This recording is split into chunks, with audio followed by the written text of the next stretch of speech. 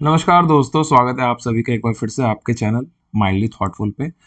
बहुत लोगों के क्वेरीज आ रहे थे मुझे कि एएसओ इन एमईए मुझे चाहिए, बट अब्रॉड जाने के लिए क्या क्या रिक्वायरमेंट्स होते हैं और वहाँ जाने के बाद हमें क्या क्या एम्यूनिटीज मिलती हैं, क्या सैलरी होती है, क्या पैकेज एक्चुअल बनता है, हमारी फैमिली को क्या क्या बेनिफिट मिलेगा। ये चीज़ें हमें पता नहीं है। एक प्लीज़ डिटेल वीडियो इस पर बनाओ, तो ये वीडियो इसी के ऊपर है। सब कुछ मैं डिटेल में बताऊंगा, आप बस वीडियो को ध्यान से देखते जाना। सबसे पहले, obviously this video is about information of ASO in MEA, right. होता क्या है, सीजीएल एग्जाम को देना पड़ता है। सीजीएल एग्जामिनेशन के लिए आपको प्रिपेयर करना पड़ता है। आपको पता है इसमें 4 पार्ट्स होते हैं। मैथ्स, ये जाने दो, इसको मैं नहीं बताता हूँ यहाँ पे। ये एक्स्ट्रा इन्फॉर्मेशन देने की क्या रिक्वायरमेंट है, इट्स ओके। एज रेस्ट्रिक्शन बता देता हूँ, 20 से 30 के बीच में आपका एज होना चाहिए, आपकी आयु। ये कुछ एज के क्राइटेरिया है, इसकी भी इंफॉर्मेशन कुछ लोगों ने मेरे से मांगी थी कि आप प्लीज बताओ कि कौन से एज ग्रुप के लोग इस जॉब को ज्वाइन कर सकते हैं। देखो, जॉब वही है, एज वही है, कुछ एज रिलैक्सेशन मिलते हैं डिपेंडिंग अपॉन योर कैटेगरी।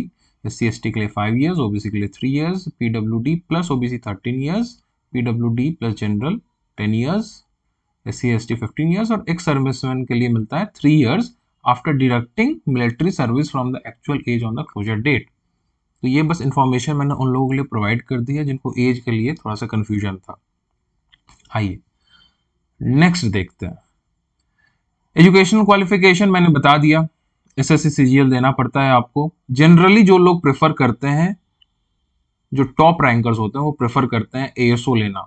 कुछ लोग सीएसएस में लेते हैं, कुछ लोगों का इच्छा होता है कि हम लोग विदेश घूमने जाएंगे, बाहर में रहेंगे, वहां जाके देश की सेवा करेंगे एज अ डिप्लोमेट, तो वो लोग एएसओ को चूज करते हैं इन एमईए। नेशनैलिटी क्या होनी चाहिए, सिंपल सा बात है, इंडिया, नेपाल, भूटान, तीनों जगह पे आप अगर हो कहीं के तो आप इस एग्जाम को दे सकते हो। अटेम्प्ट्स की कोई लिमिट नहीं है, इस एज ग्रुप के बीच में जितनी बार वैकेंसी आ गए उतनी बार आप एग्जाम दे सकते हो। अगर आप नहीं दे पाओगे, अगर वैकेंसी नहीं आएगी तो। पे स्केल, इसके लिए जो सबको इंतजार करता है, सबको लगता है कि ये क्या होगा क्या होगा क्या होगा, ये प्लीज हमें बताइए। बहुत लोगों को इसके बारे में जानकारी नहीं होती। अभी अगर बात करूं मैं रीसेंट, यानी कि अभी जो जुलाई में डीए बढ़ा है, 45% हो गया है, उसके बाद अगर मैं ग्रॉस सैलरी की बात करूं तो इट्स नियरली 80,000, 80K है। कुछ इसमें डिडक्शंस होंगे और कट के अच्छा खासा सैलरी आपके हाथ में आएगा, नेट अमाउंट। इंडिया की बात है, दिस इज इंडिया, ये जानना बहुत इंपॉर्टेंट है। ये इंडिया में है। बेसिक सैलरी क्या है, 4600 है। ग्रुप बी की जॉब है, ठीक है, ग्रुप बी की ये जॉब है। बेसिक पे 44,900 है, एचआरए इतना अभी है, डीए आपका 45% के हिसाब से इतना बनता है। 3600 बनेगा आपका, क्योंकि आप दिल्ली में रहोगे, दिल्ली बेस्ड जॉब है। तो ये सारी सैलरी स्ट्रक्चर है। अगर आप सैलरी के हिसाब से अपनी तैयारी, आपका मोटिवेशन, कुछ लोगों का सैलरी भी होता है कि मुझे इतना सैलरी मिलेगा तो मैं इसकी पढ़ाई करूंगा, तो ये आपका इंडिया का बात है। अब चलिए आगे देखते हैं, जॉब प्रोफाइल क्या होता है, एक एएसओ को एमईए में क्या क्या करना पड़ता है। सबसे पहली चीज, आपको असिस्ट करना पड़ता है किसको, आईएफएस ऑफिसर्स को, है ना, इंडियन फॉरेन सर्विसेज जो होता है। डे टू डे वर्क में आपको इसको करना पड़ता है असिस्ट। काम क्या होता है आपका, नोटिंग का काम होता है आपका, ड्राफ्टिंग का काम होता है, कम्युनिकेशन विथ हेड ऑफिस का काम होता है, प्लान करना पड़ेगा, एग्जामिन करना पड़ेगा, इंटरनेशनल डॉक्यूमेंट्स को भी आपको देखना पड़ेगा, कोऑर्डिनेट करना पड़ेगा वेरियस ऑफिसर्स से as well as headquarters at the home nation, right. To promote friendly relation between the state and its people, कहीं आप मान लो विदेश जाते हो, ठीक है, तो आप वहां पे एज अ डिप्लोमेट, कहीं डिप्लोमेट में आप मान लो किसी एम्बेसी में ही काम करोगे कहीं पे, तो आपकी एक जिम्मेदारी बनती है कि आप अपने देश के बारे में वहां के लोगों को अच्छी चीजें बताओ और एक अच्छा कनेक्शन बनाओ। मतलब कि एक तरह से आप वहां पे एक टूरिज्म प्रमोट भी करोगे इंडिया के लिए, कहीं ना कहीं ये भी आपका एक हिडन एम है, मिस्टीरियस एम है, एक तरह से अगर देखा जाए तो। ये सारी वर्क रिस्पॉन्सिबिलिटीज होती है एएसओ इन एमईए की। ट्रेनिंग, देखो अगर आपको नहीं जाना है विदेश तो ट्रेनिंग की कोई रिक्वायरमेंट नहीं है at the time of joining. No immediate training होती है, कोई इमीडिएट ट्रेनिंग नहीं होगी। लेकिन अगर आपको फॉरेन पोस्टिंग जाना है तो 30 दिन की आपकी एक ट्रेनिंग होगी, जो कि रिगरस होती है, बहुत बढ़िया होती है। आपको एक फॉरेन लैंग्वेज सीखना पड़ेगा जहाँ पे आपको जाना है, उसकी एक प्रोफिशिएंसी टेस्ट होगी, मैंडेटरी है ये देखो मैंडेटरी, आपको सीखना ही पड़ेगा। मैंडेटरी का मतलब होता है आपको सीखना ही पड़ेगा, आपके पास कोई ऑप्शन नहीं है। ट्रेनिंग हेक्टिक है जैसा मैंने बताया, लेकिन टाइम पीरियड के लिए आपको ये एक्चुअल में तैयार करना है। आपका इसका मेन मोटिव है आपको तैयार करना। जब आप विदेश में जाओगे, कहीं पे काम करने के लिए जाओगे, तो आप प्रोफेशनल होके जाओगे, लेथार्जिक नहीं रहोगे, आराम आराम से काम नहीं करोगे। कहाँ होती है training? Foreign service institute, JNU, new Delhi, है ना, यहाँ पे आपकी ट्रेनिंग होगी। नेक्स्ट देखिए, ये सबसे मजेदार स्लाइड है। बहुत लोगों को ये चीज समझ में नहीं आता है कि उन्हें कहाँ कहाँ जाना पड़ सकता है और मेन मेन प्लेसेस क्या है। कंट्रीज को 5 कैटेगरीज में डिवाइड किया गया है, A+, A, B, C, hard C। अब A+ कैटेगरी में कौन कौन सी कंट्रीज आती हैं? कंट्रीज बोलो, ये तो सिटीज है ना, दीज आर सिटीज। कंट्री कौन सा आपको मालूम ही है, अगर न्यूयॉर्क होगा तो यूएसए है, टोरंटो होगा तो कनाडा है, वॉशिंगटन वॉशिंगटन डीसी होगा तो अगेन यूएसए है, वेलिंगटन होगा तो it's New Zealand I guess, Wellington, yes. Geneva होगा तो ये कहाँ है देख लीजिए, स्विट्जरलैंड आई गेस। तो ये अलग अलग कंट्रीज का लोकेशन है, और भी इसमें होंगे। टोटल 80 होता है, टोटल 80 होता है। ठीक है, आपको जो लिस्ट प्रोवाइड की जाएगी वो 80 होता है, वो मैं आगे बताऊंगा आपको।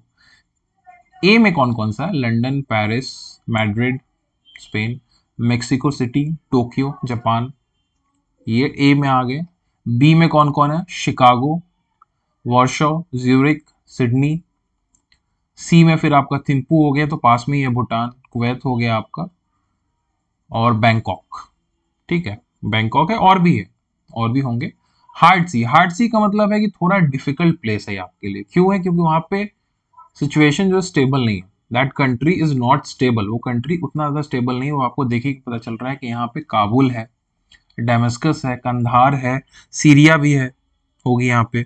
तो ऐसे कंट्रीज जहाँ पे की सिचुएशन अच्छी नहीं है, थोड़ा सा जीवन वहाँ पे हार्ड आपका हो सकता है, इसीलिए ये कंट्रीज जो है सो सबसे लास्ट स्लॉट में रखी गई है। और जितने भी लोग होते हैं जो जाते हैं फॉरेन में, उनके सबसे नीचे प्रेफरेंस यही कंट्रीज होते हैं, यही प्लेसेस होते हैं जॉब लोकेशंस, लेकिन स्टिल उनको वहां जाना ही पड़ता है क्योंकि ऊपर के प्लेसेस खाली नहीं मिलते हैं एट द स्टार्ट।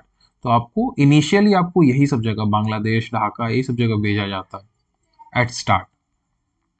ठीक है, तो शुरुआत आपको यहीं से करनी पड़ेगी। अब ये है प्रमोशन पॉलिसी फॉर एएसओ, ये भी आप देखो। एएसओ 4600 ग्रेड पे की है। यहाँ से आप आओगे कहाँ पे? सेक्शन ऑफिसर 4800 पे। फिर यहाँ से आओगे ग्रेड पे 5400, सेक्शन ऑफिसर का ग्रेड पे है। फिर अंडर सेक्रेटरी, फिर डिप्यूटी सेक्रेटरी, फिर डायरेक्टर। ये चेन है। आप कहाँ तक पहुंचोगे वो डिपेंड करेगा कि आप कितने एज पे ज्वाइन करते हो और आप कितनी जल्दी प्रमोशन लेते हो। देखो, पहला प्रमोशन के बारे में बताया गया है, एएसओ टू सेक्शन ऑफिसर 4 से 5 साल में आप बन जाओगे, एलिजिबल हो जाते हो। मतलब बन जाओगे कि आप एलिजिबल हो डिपार्टमेंटल एग्जाम के लिए।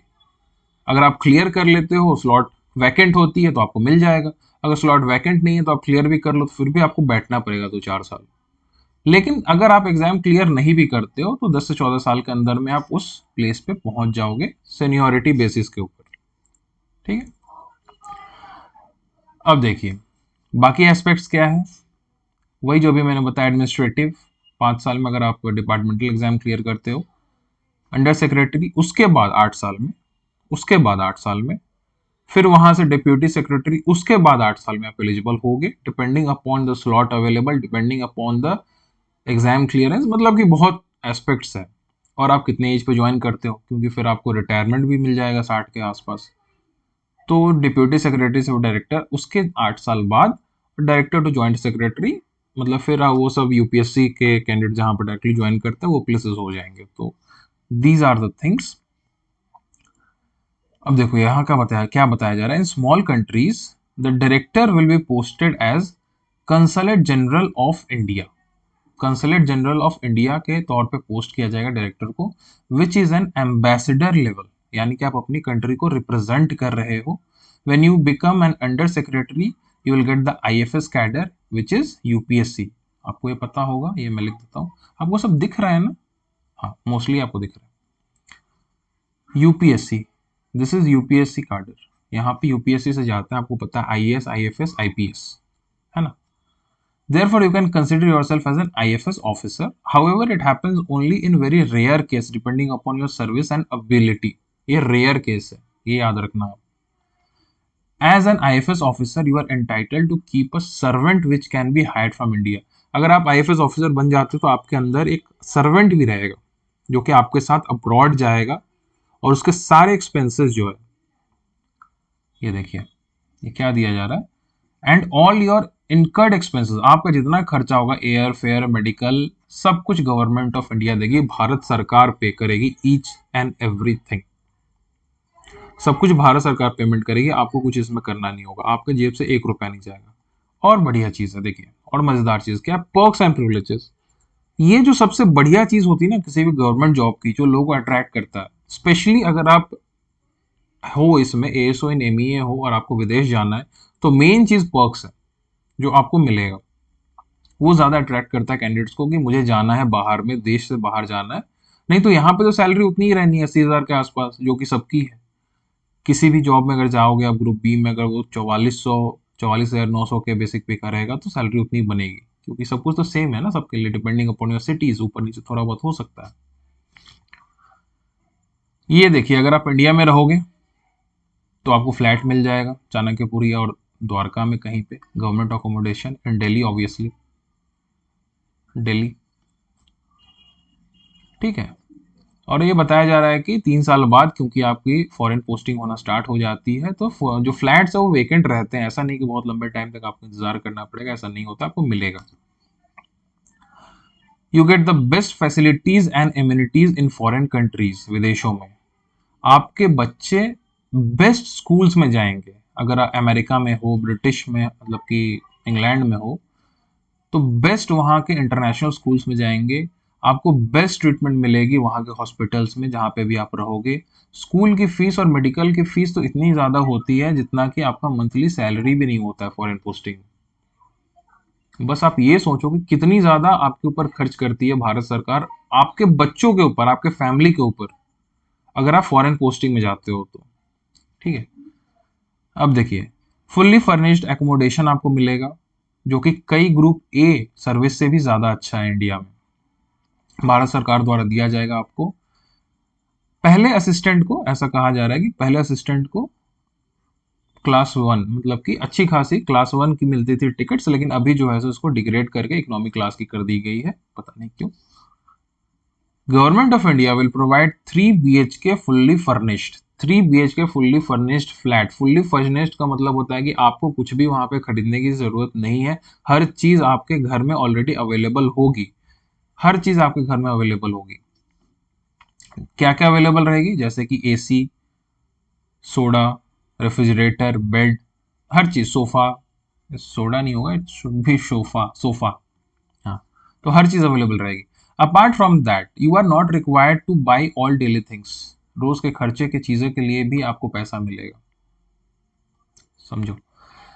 इन केस अगर आप एकोमोडेशन आपको मिलने में थोड़ा टाइम लगता है फॉरेन पोस्टिंग में, तो फिर आप वहां के 5 स्टार होटल में रहोगे उस कंट्री में, जिस भी लोकेशन पे आप हो. फॉर एन एग्जाम्पल, अगर मान लो आप लंदन में हो, आपको वहां पे अकोमोडेशन नहीं मिल पा रहा है, थोड़ा टाइम लग रहा है, हो सकता है लीज का काम हो, कुछ भी हो, कुछ ऑफिशियल वर्क है, उस टाइम के लिए आप रहोगे वहां के 5 स्टार होटल में, फ्री ऑफ कॉस्ट, सारा पैसा गवर्नमेंट देगी. ठीक है. अब देखिए, अभी जो चीजें मैंने बताई ये तो हो गया, ये तो हो चुका है 3 इयर्स. 3 साल के बाद एलिजिबिलिटी आती है. 3 साल यहाँ पे काम करने के बाद एलिजिबिलिटी आपकी आएगी, ये तो मैंने आपको बता दिया. ठीक है. और क्या है, फॉर फॉरेन पोस्टिंग, यस, आपको 5 से 10 डेस्टिनेशन को चूज करना पड़ेगा आउट ऑफ 60. 80 नहीं, 60, मैंने वहां पे 80 बोला था, 80 नहीं 60 है. 60 डेस्टिनेशन में आपको चॉइस करना पड़ेगा, 5 से 10 डेस्टिनेशन, लेकिन प्रोवाइड आपको वही होगा जो मिनिस्ट्री देगी. और ऑब्वियसली बात है, अगर आप यंग हो, आप तुरंत ज्वाइन किया, आपके पास एक्सपीरियंस नहीं है, तो आपको छोटे जगह पे भेजा जाता है, जैसे कि सीरिया में हो गया, अफगानिस्तान हो गया. ठीक है, कंट्रीज में बता रहा हूँ, बांग्लादेश हो गया, ये सब जगह, फिर आपका भूटान हो गया, ऐसे जगहों पे आपको इनिशियली भेजा जाएगा at start. You will be getting foreign allowance. Obviously बात है, आपको बाहर जाने के लिए उसके पैसे तो मिलेंगे, जो कि मैंने बताया, जहाँ पे भी आप रहोगे. आपकी जो सैलरी बनेगी ना नियरली इन हैंड, वो 2000 से $2800 बनेगी, जो कि अगर इंडियन रुपीस में अगर मैं इसको कन्वर्ट करूं तो वो 2 से 2.5 लाख के आसपास हो जाता है इंडियन रुपीस के हिसाब से। और एक चीज है, अगर आप हार्ड सी कंट्रीज में रहते हो, जैसे कि मैंने यहाँ पे बताया था हार्ड सी कंट्रीज कौन कौन से है, एक मिनट में आपको दिखाता हूँ। हार्ड सी कंट्रीज, हार्ड सी कंट्रीज,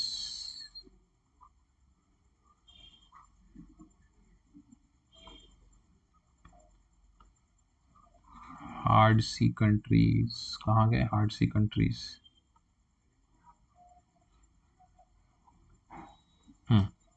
ये है हार्ड सी कंट्रीज, राइट।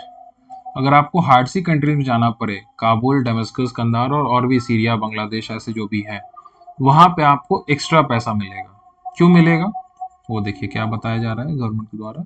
ये पैसा आपको इसलिए मिलेगा क्योंकि वहां पे एक रिस्क फैक्टर है, इसलिए आपको एक्स्ट्रा पैसा पेमेंट मिलता है कि वहां पे जाने के लिए ऑब्वियसली रिस्क है ना। अगर आप काबुल में हो, जैसे मान लो 2021 में वहां पे तालिबान ने टेक ओवर कर लिया, कितना रिस्क फैक्टर है। अगर वहां पे आप सीरिया में हो तो वहां पे तो रिस्क फैक्टर है ही ना। तो रिस्क फैक्टर तो ऑब्वियसली रहेगा क्योंकि वो थोड़ा सा क्राइम सेंटर्ड प्लेसेस है, टेररिस्ट सेंटर प्लेसेस है। तो वहां पे आपको रिस्क अलाउंस भी प्रोवाइड किया जाएगा। तो आपके पैसा जो है आपका, वो फिर 2.5 से नहीं, 3 से आपका 4 लाख भी हो सकता है, 4 लाख तक भी जा सकता है आपका। You will be posted in abroad for 3 years। ठीक है, 3 साल आप रहोगे विदेश में, जिसमें से 1.5 से 2 साल आपको हार्ड सी कंट्रीज में सर्व करना ही पड़ेगा। उसके बाद फिर वापस आ जाओगे हेडक्वार्टर में आप।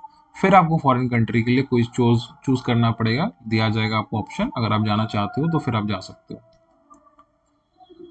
ठीक है, ये तो सेम ही हो गया, तो इसकी तो कोई बात नहीं है। तो आई होप कि मैंने सारी चीज़ आपको बता दी कि अगर आप विदेश जाते हो as a ASO in MEA तो क्या क्या पॉजिटिव्स हैं, ठीक है, एडवांटेजेस हैं, कुछ निगेटिव्स भी है, जैसे कि मैंने बताया हार्ड सी वगैरह के लिए, या फिर आपको छुट्टी नहीं मिलेगी।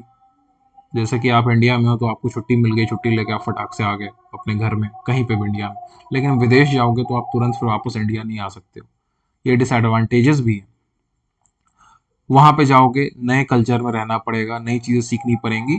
तो ये सब चीजें आपको सोच के फैसला लेना चाहिए कि अगर आप इन चीजों को नजरअंदाज कर सकते हो और बाकी चीजों से आप बिल्कुल कंफर्टेबल हो, तब आपको बिल्कुल ये चॉइस करना चाहिए, आपको ये चूज करना चाहिए।